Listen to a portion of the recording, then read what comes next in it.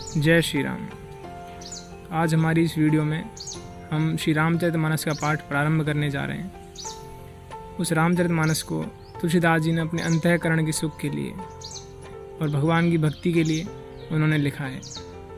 तो वह किस तरह हमारे जीवन में हर क्षेत्र में कार्य करती है, उसकी चौपाइयाँ हैं, वह हमें किस तरह हर जगह सहायता करती हैं और हमें धर्म और सत्य के मार्ग पर चलते हुए हमारे जीवन का जो अंतिम उद्देश्य है मनुष्य जीवन का, उसको प्राप्त करने में सहायता करती हैं। चारों पदार्थ अर्थ, धर्म, काम और मोक्ष उनको दिलाने वाली ये कथा और सभी प्रकार से कल्याण करने वाली है। तुलसीदास जी ने विभिन्न पुराणों, शास्त्रों, ग्रंथों से, वेदों से जो सम्मत बातें हैं वह इस रामचरितमानस में संकलित की हैं और वह सभी भ्रमों को दूर करने वाली है, चाहे वो भगवान के प्रति हों, चाहे वो हमारे जीवन के प्रति हों। तो उस कथा को हम प्रारंभ करने वाले हैं और जैसे जैसे जो बातें आगे आती जाएंगी हम वो सुनते जाएंगे।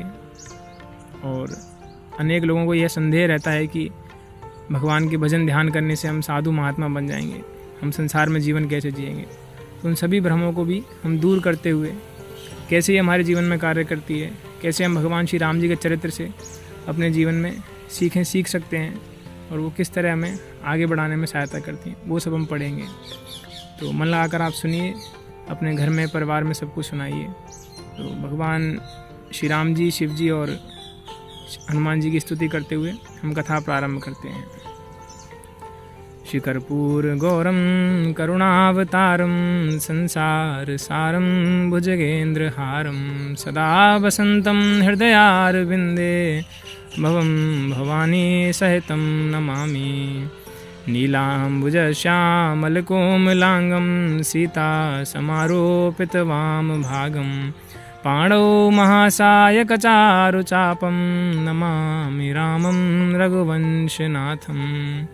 मनोजवं मारुततुल्यवेगं जितेन्द्रियं बुद्धिमतां वरिष्ठं वातात्मजं वानरयूथमुख्यं श्रीरामदूतं शरणं प्रपद्ये।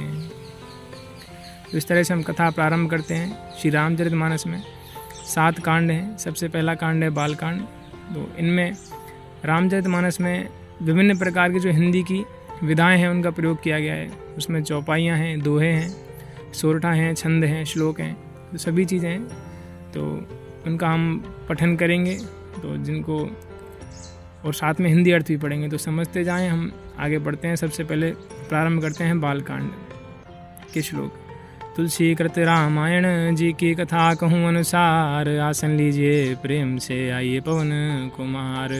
मंगल भवन मंगल हारी, नृभूषण दशरथ अजर बिहारी। श्री राम जय जय राम, जय जय विघ्न हरण हनुमान।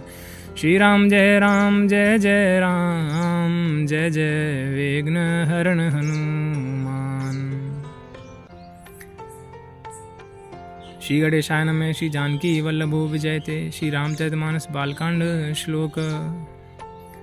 वर्णनामर्थ संघानाम रसानाम छंदसामपि मंगलनाम च कर्तारो वंदे वाणी विनायको। अब किस तरह से तुलसीदास जी कथा प्रारंभ करते हैं वह हम पढ़ते हैं।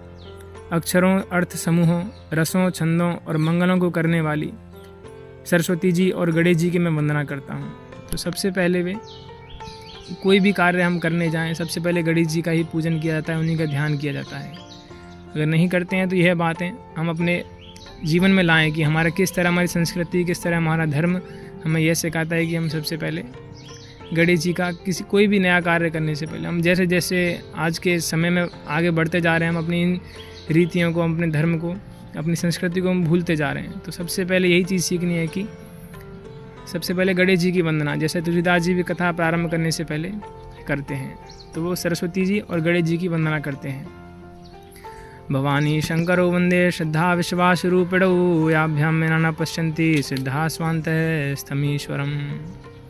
श्रद्धा और विश्वास के स्वरूप श्री पार्वती जी और श्री शंकर जी की मैं वंदना करता हूँ, जिनके बिना सिद्धजन अपने अंतःकरण में स्थित ईश्वर को नहीं देख सकते।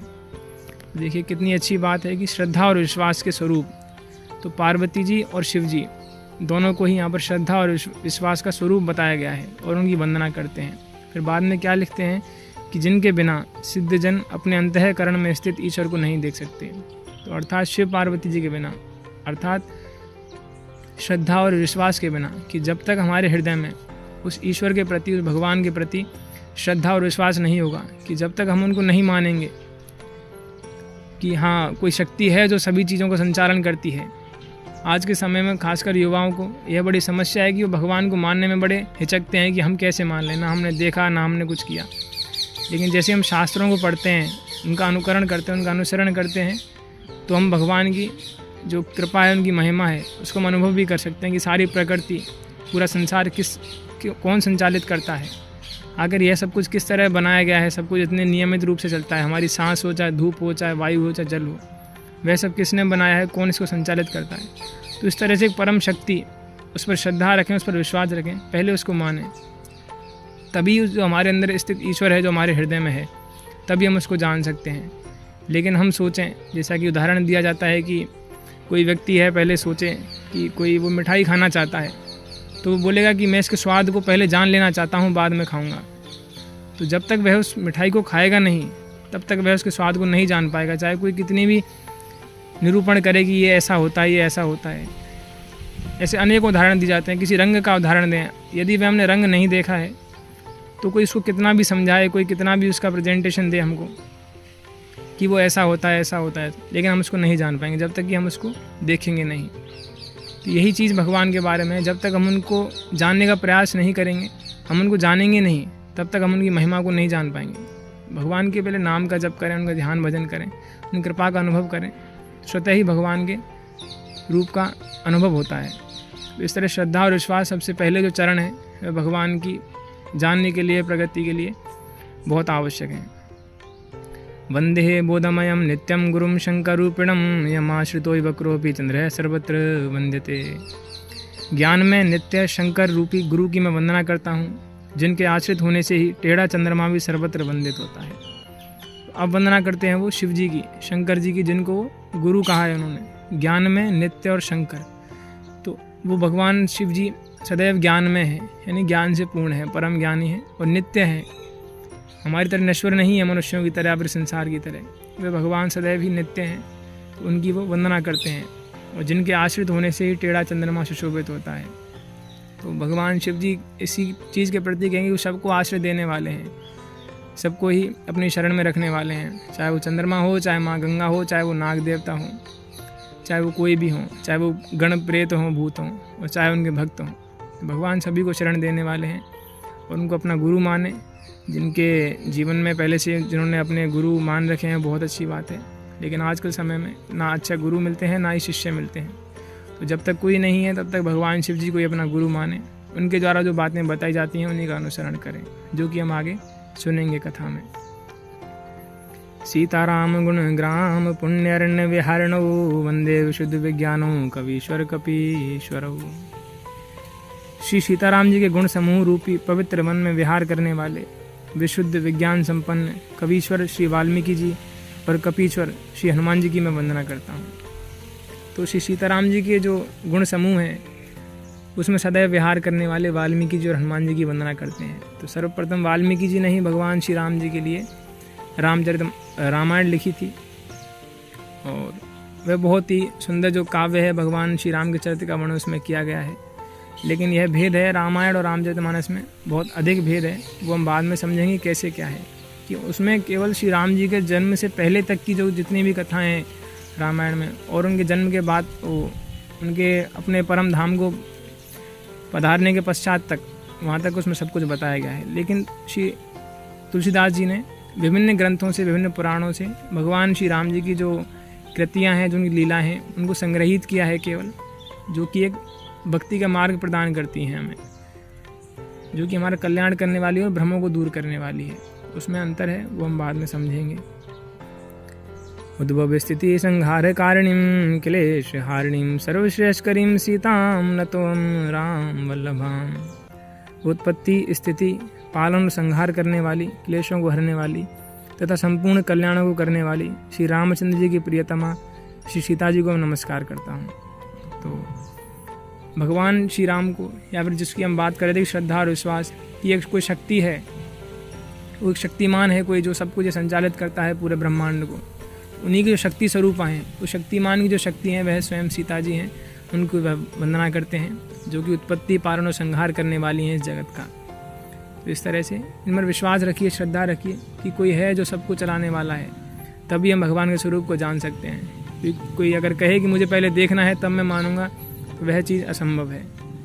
तो पहले विश्वास कर लीजिए, भगवान में श्रद्धा रख लीजिए, उसके बाद भगवान स्वयं ही प्रेरणा इस तरह से देते हैं कि वो हम भगवान के स्वरूप का अनुभव हमें धीरे धीरे होने लग जाता है, जो कि हमारा सारा शास्त्र है, हमारे वेद हैं, वो सब इसी चीज़ पर आधारित हैं।